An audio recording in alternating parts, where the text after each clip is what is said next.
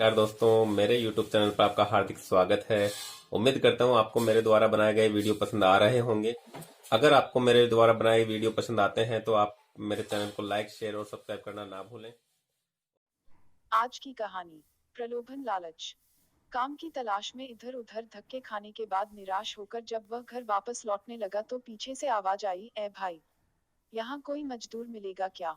उसने पीछे मुड़कर देखा तो पाया कि एक झुकी हुई कमर वाला बूढ़ा 3 गठरियां उठाए हुए खड़ा है।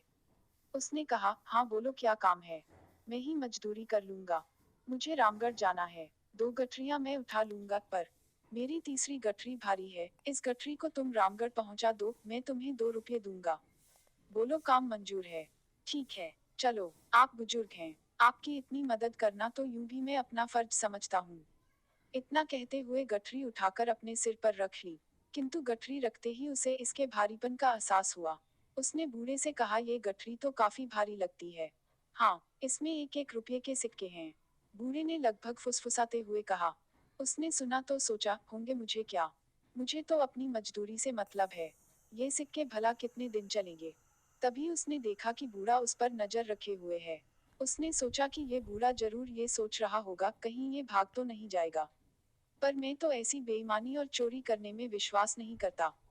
मैं सिक्कों के लालच में फंसकर किसी के साथ बेईमानी नहीं करूंगा। चलते चलते आगे एक नदी आ गई। वह तो नदी पार करने के लिए झट से पानी में उतर गया, पर बूढ़ा नदी के किनारे खड़ा रहा। उसने बूढ़े की ओर देखते हुए पूछा, क्या हुआ? आखिर रुक क्यों गए? बूढ़ा आदमी हूँ, मेरी कमर ऊपर से झुकी हुई है। दो दो गठरियों का बोझ नहीं उठा सकता। कहीं मैं नदी में डूब ही न जाऊं। तुम एक गठरी और उठा लो। मजदूरी की चिंता न करना, मैं तुम्हें 1 रुपया और दे दूंगा। ठीक है, लाओ। पर इसे लेकर कहीं तुम भाग तो नहीं जाओगे? क्यों भला, मैं क्यों भागने लगा? भाई, आजकल किसी का क्या भरोसा। फिर इसमें चांदी के सिक्के जो हैं। मैं आपको ऐसा चोर बेईमान दिखता हूँ क्या? बेफिक्र रहे, मैं चांदी के सिक्कों के लालच में किसी को धोखा देने वालों में नहीं हूँ। लाई, ये गठरी मुझे दे दीजिए। दूसरी गठरी उठाकर उसने नदी पार कर ली। चांदी के सिक्कों का लालच भी उसे डिगा नहीं पाया। थोड़ी दूर आगे चलने के बाद सामने पहाड़ी आ गई। वह धीरे धीरे पहाड़ी पर चढ़ने लगा। पर बूढ़ा अभी तक नीचे ही रुका हुआ था। उसने कहा, आइए ना, फिर से रुक क्यों गए? बूढ़ा आदमी हूँ, ठीक से चल तो पाता नहीं हूँ। ऊपर से कमर पर एक गठरी का बोझ और उसके भी ऊपर पहाड़ की दुर्गम चढ़ाई। तो लाइए, ये गठरी भी मुझे दे दीजिए बेशक, और मजदूरी भी मत देना। पर कैसे दे दूं? इसमें तो सोने के सिक्के हैं, और अगर तुम इन्हें लेकर भाग गए तो मैं बूढ़ा तुम्हारे पीछे भाग भी नहीं पाऊंगा। कहा ना, मैं ऐसा आदमी नहीं हूँ। ईमानदारी के चक्कर में ही तो मुझे मजदूरी करनी पड़ रही है, वरना पहले मैं एक सेठ जी के यहाँ मुनीम की नौकरी करता था। सेठ जी मुझसे हिसाब में गड़बड़ करके लोगों को ठगने के लिए दबाव डालते थे। तब मैंने ऐसा करने से मना कर दिया और नौकरी छोड़कर चला आया। उसने यूं अपना बड़प्पन जताने के लिए हाँ की। पता नहीं तुम सच कह रहे हो या। खैर, उठा लो ये सोने के सिक्कों वाली तीसरी गठरी भी। मैं धीरे धीरे आता हूँ। तुम मुझसे पहले पहाड़ी पार कर लो तो दूसरी तरफ नीचे रुककर मेरा इंतजार करना। वह सोने के सिक्कों वाली गठरी उठाकर चल पड़ा। बूढ़ा बहुत पीछे रह गया था। उसके दिमाग में आया, अगर मैं भाग जाऊं तो ये बूढ़ा तो मुझे पकड़ नहीं सकता और मैं एक ही झटके में मालामाल हो जाऊंगा।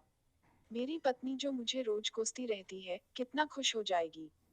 इतनी आसानी से मिलने वाली दौलत ठुकराना भी बेवकूफी है। एक ही झटके में धनवान हो जाऊंगा। पैसा होगा तो इज्जत ऐश आराम सब कुछ मिलेगा मुझे। उसके दिल में लालच आ गया और बिना पीछे देखे भाग खड़ा हुआ। 3-3 भारी गठरियों का बोझ उठाए भागते भागते उसकी सांस फूल गई। घर पहुंचकर उसने गठरियां खोलकर देखी तो अपना सिर पीटकर रह गया। गठरियों में सिक्कों जैसे बने हुए मिट्टी के ढेले ही थे। वह सोच में पड़ गया कि बूढ़े को इस तरह का नाटक करने की जरूरत ही क्या थी।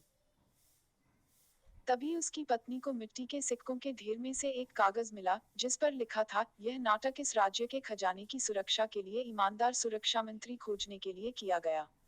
परीक्षा लेने वाला बूढ़ा और कोई नहीं, स्वयं महाराजा ही थे। अगर तुम भाग न निकलते तो तुम्हें मंत्री पद और मान सम्मान सभी कुछ मिलता। पर हम सभी को सचेत रहना चाहिए, न जाने जीवन देवता कब हम में से किसकी परीक्षा ले ले। प्रलोभनों में न डिगकर सिद्धांतों को पकड़े रखने में ही दूरदर्शिता है।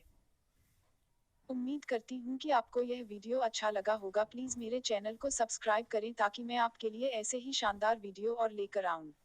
आप मेरे वीडियो को लाइक और शेयर भी कर सकते हैं जिससे मुझे हौसला मिले। धन्यवाद। सदैव प्रसन्न रहिए।